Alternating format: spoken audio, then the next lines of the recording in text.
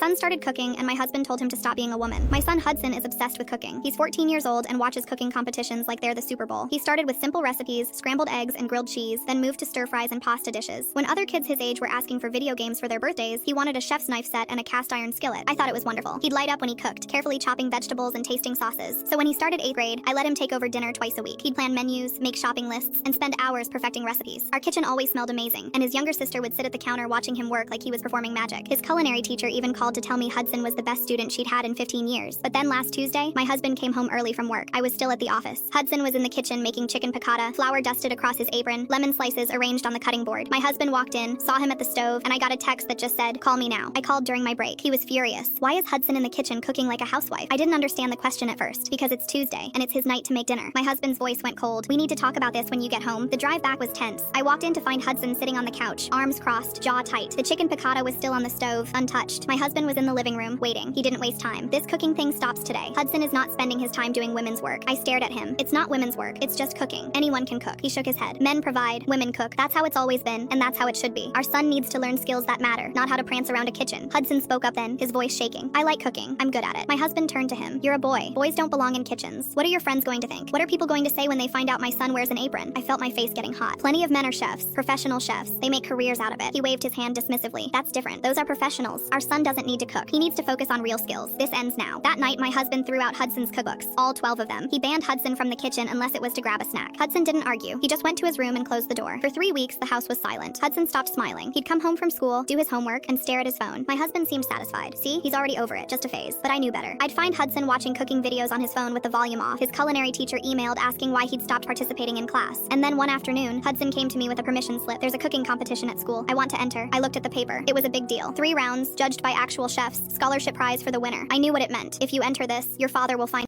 Click the link in my profile to watch the exciting follow-up.